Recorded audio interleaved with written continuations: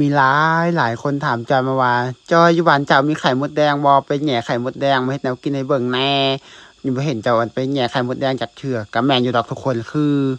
อตั้งแต่เกิดมาจอยบ่เคยแหน่ไข่มดแดงจักเทื่อแต่ว่ามื้อนี้จอยสิมาเฮ็ดตามคำขอเพราะว่ามีคนนั้นบอกว่าให้จอยไปแหน่ไข่มดแดงเพื่อมาใส่แกงปลานู่นนี่นั่นให้เบิ่งแหน่มาเฮ็ดแนวกินให้เบิ่งแหน่จอยก็บ่เคยแหน่จักเทื่อดอกแต่ว่ามื้อนี้ก็เลยต้องมาตามคำขอถึงบ่เคยแหน่ก็บ่เคยเฮ็ดก็ต้องเฮ็ดให้เบิ่ง เฮ็ดบ่เป็นก็ต้องค้นหาเบิ่งในโซเชียลแบบนี้นะแล้วก็มาเฮ็ดให้ทุกคนเบิ่งก็คือไปหาแหน่ไข่มดแดงเพื่อมาแกงใส่ไปทุกคนเบิ่งแล้วเป็นจังไดก็เก็บรับชมคลิปเต็มคลิปยามกันเลยเด้อทุกคนวันแล้วก็ไปเบิ่งกันเลยสบายดีทุกคนมื้อนี้ก็คือจะต้องไปหาแหน่ไข่มดแดงเพื่อจะมาแกงใส่ปลาขอให้ทุกคนเบิ่งนะก็คือช่วงนี้มันจะไปหาตึกเบ็ดอยู่ในแม่น้ำลำธารไปหาแซ่เบ็ดแล้วได้ปลาขอมาหลายแฮงแต่ว่าบ่ฮู้เฮ็ดหยังกินปกติก็จะมาแกงแบบปกติแต่ว่าบ่ใส่บ่ใส่มดแดงจะใส่แต่หน่อส้มใส่แต่มะขามนู่นนี่นั่นแต่ว่าครั้งนี้มันจะลองเฮ็ดแบบใหม่ก็คือแกงใส่ไข่มดแดงเบิ่งว่ามันจะแซ่บส่ำใดหรือว่าบ่แซ่บส่ำใดแต่ว่าอย่างแรกเลยจะก็ต้องไปเลาะหาเบิ่งไข่มดแดงเรียบให้เรียบหน้าก่อนทุกคนเลาะแล่ไปเรื่อยๆจนกว่ามันจะเจอมดแดงมดอันบ้านเจ้าเอิ้นมดส้มเด้อจนกว่ามันจะเจอมดส้มนะทุกคนหลังจากมันเจอมดส้มแล้วเจ้าก็จะต้องเอาใหม่ใส่ในเอาคุตามใหม่แล้วก็แหย่ขึ้นไปแล้วก็เสียกเบิ่งทุกคนว่ามันได้ไข่มดแดงบ่ เป็นครั้งแรกเลยที่จอยบ่เคยมาแหย่เทื่อแล้วจอยก็มันบ่ฮู้ว่าเฮ็ดจอยได้เห็นเขาบอกว่าเอาแป้งใส่แต่ว่าจอยบ่มีแป้งเนี่ยมันเอาใส่แนวใดจอยก็บ่มีแป้งเนี่ยจอยก็เลยว่าบ่ต้องใส่อิหยังเลยมีแต่เอาไหมแล้วก็เสียบใส่ในคุแล้วก็เอาตอกมัดแล้วก็มาแหย่ทุกคนแหย่แต่ละครั้งคือบ่เห็นมีไข่มดแดงเลยสรุปแล้วคือบ่ฮู้ว่าเขาจะได้ไข่มดแดงบ่แบบนี้นะทุกคนมันแหย่บ่ได้ก็บ่ได้จนสุดท้ายแล้วย่างมาว่าจอยสิกลับแล้วจอยเอาปกติแหย่ก็มันเอาแหน่จังไดมันก็คือว่าเอาตกใส่คุมันก็ออกหมดจอยก็เลยเอาหนามใส่คุเลยทุกคน จอยเอาหนามใส่คุแล้วจอยเห็นทั้งหนึ่งอยู่เตี้ยอยู่วันนั้นทางเอากลับเถียงหน้าไปทุกคนหากำลังมาหอจอยก็เลยเอาหนามใส่คุแล้วจอยก็สิมาต่อยเอาจังซี่เลยทุกคนคือต่อยให้หมดแดงให้มันตกใส่คุเลยแล้วเพราะว่าเอาไข่มันแน่เราก็จะเอาแม่มันแน่เวลาไปใส่แกงปลาแบบนี้ทุกคนเป็นครั้งแรกของเฮาก็สิประมาณนี้เด้อทุกคนเฮาบ่ฮู้เด้เพราะว่ามันบ่เคยแหน่จักเทื่อนะอยู่บ้านจ้อยมันเขาบ่พากันกินไข่มดแดงเลยทุกคนเพราะว่ามันหายากแฮงมันบ่ค่อยมีไข่มดแดงอยู่แล้วนะอยู่บ้านจ้อยเพราะฉะนั้นคนในหมู่บ้านจ้อยเขาเจ้ามันสิบ่กินไข่มดแดงเพราะว่ามันหายากมันบ่มีแน่แล้วตั้งแต่โดนมาจ้อยก็บ่เคยเห็นว่าผู้เฒ่าแบบในหมู่บ้านเฮาสิไปเอาไข่มดแดงมากินนู่นนี่นั่นจนกระทั่งแบบว่าเห็นในโซเชียลเขาเจ้ากินจ้อยก็ว่าอยากกินแล้วอีกอย่างก็สิลองเบิ่งแบบนี้ทุกคนจ้อยก็เลยต้องไปหาเอามาเวลาเอามดแดงมาเจอกับมันเอาไม้ใส่ในคุลงไปให้มดแดงตัวที่มันยังจะหลอดไปให้มันหลอดไปเลยทุกคนส่วนที่เหลือตัวใดที่มันจมน้ำเจอก็จะเอาไปแกงใส่ตัวปลาแบบนี้นะทุกคนก็คือหลังจากได้มดแดงมาแล้วต่อมาเจอก็ต้องไปเลาะหาเก็บผักเหม็นเพราะว่าจะมาใส่แกงปลาโดยจะแกงปลาขอเด้อันนี้จะเป็นผักเหม็นเลยทุกคนบ้านเจอนั้นผักเหม็นบัวบ้านทุกคนเป็นผักอีหยั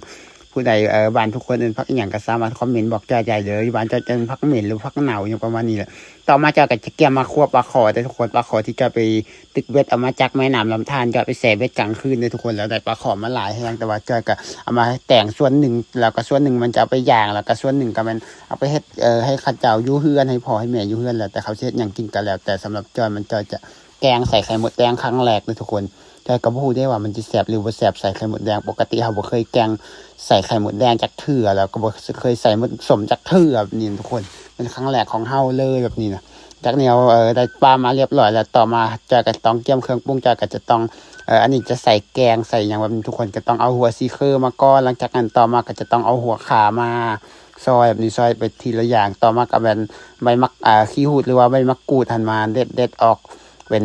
2 ใบอย่างประมาณนี้ทุกคน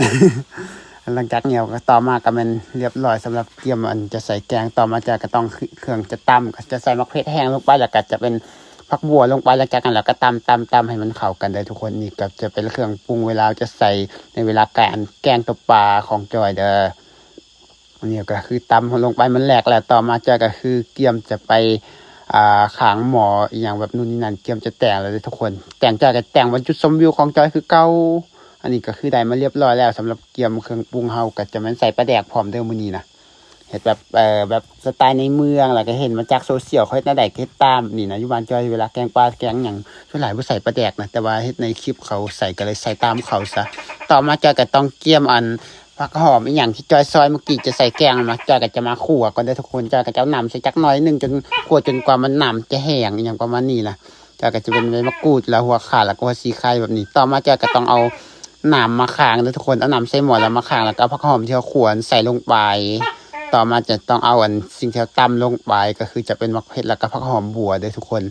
จากเหนียวก็คือยังบ่ทันได้ปรุงอีหยังได้ยังบ่ทันได้ใส่เกลือแป้งนัวอย่างเลยจอยจะใส่แค่นี้ทุกคนเกลือยังบ่ทันได้ใส่เถอะเพราะว่าเบิ่งในคลิปเนาะเพราะว่าบ่เคยให้จักเถื่อไม่ให้ตามสไตล์แบบในเมืองแบบนี้นะ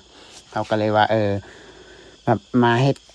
เบิ่งตามที่เขาเฮ็ดตั้งแต่เก็ดน้ำแบบนี้แล้วจากต้มน้ำไปโดนสักพักนึงน้ำมันเดือดแล้วต่อมามันอัดปลาลงไปเลยทุกคนอัดปลาใส่ลงไปแล้วก็พยายามดังไฟใส่เขาบอกว่าปลาไว้ประมาณ 4-5 นาทีหลังจากปลามันสุกแล้วต่อมาจะปลาแดกใส่แล้วก็จะเอาเกลือใส่แป้งนัวใส่แบบนี้ทุกคนเกลือแป้งนัวใส่แล้วก็คือจะฝาปิดเอาไว้จากหน่อยนึงแล้วมันเดือดอีกเทื่อนึงก็จะเอาไข่มดแดงใส่ไข่มดส้มมาละเอาไข่มดส้มลงไปใส่ปลาให้น้ำมันเดือดอีกเทื่อนึงหลังจากน้ำมันเดือดเราก็จะเอาผักเหม็นใส่ผักเหม็นใส่ลงไปแล้วก็จะคนให้มันเข้ากันตอนนี้เป็นเวลาตอนไก่จะมืดเด้อทุกคนแล้วก็ซีบางมันจอบกระตืมทำมันจอบแล้วก็พอนี่หลังจากนี้มันสุกแล้วก็คือจะป้องเด้อทุกคนเขาก็แล้วมาเรียบร้อยทุกคนอันนี้มันเฮ็ดแนวกินตอนแรกเด้เฮ็ดเองกินเองอันนี้เป็นครั้งแรกที่เราแกงใส่ไข่มดแดงเราก็กินทุกคนรู้สึกว่ารสชาติมันก็คือแสบกว่าเก่าแสบกว่าที่เราใส่ไข่มดแดงเขาใส่สมทั่วไปคือว่าบ่แสบว่าได้พอมาใส่มดแดงมันแสบอยู่ทุกคนสรุปมื้อหนาวคือจะได้เฮ็ดใหม่ว่ะส่วนข้าวที่จอยกินข้าวสีเหลืองหลายคนอาจจะสงสัยว่าข้าวมันเป็นหยังคือเป็นสีเหลืองก็คือข้าวที่จอยใส่ดอกสอผู้ใดเคยเบิ่งคลิปก่อนหน้านี้ที่จอยโพสต์ไอ้เมื่อวานก็สิฮู้เลยว่าอันข้าวสีเหลืองมันจอยเอาเฮ็ดแนวใดมันจอยเอาหยังใส่มันคือเป็นสีเหลืองก็คือเอาดอกสอใส่เด้อทุกคนข้าวมันก็เลยกลายเป็นสีเหลืองงามๆแบบนี้เด้แล้วหลายคนก็ยังถามจอยว่ามันดอกสอที่จอยเอามาใส่ข้าวมันมีกลิ่นขิวหรือว่ากลิ่นแสบเนื้อใดบ่เวลาใส่ข้าวคือบ่มีกลิ่นอหยังเลยเด้อทุกคนก็คือจะเพียงแต่ว่ามันก็เป็นข้าวปกติอันแหละมันเพียงแต่ว่ามันเปลี่ยนสีซื่อๆจากสีขาวกลายมาเป็นสีเหลืองเท่านั้นส่วนเหลืองแสบมันก็แสบปกติหั่นล่ะข้าวแล้วสำหรับคลิปเฮ็ดแกงปลาใส่มดสมอันนี้จะก็สิได้ขอจบซั่นนี้เด้อทุกคนสำหรับผู้ใดมักเบิ่งคลิปแบบนี้ก็อย่าลืมกดไลค์กดแชร์กดติดตามให้จอยเด้อเพื่อเบิ่งคลิปต่อไปสำหรับคลิปนี้ขอจบซั่นนี้ว่าแล้วก็บ๊ายบายพบกันใหม่คลิปหน้าเด้อ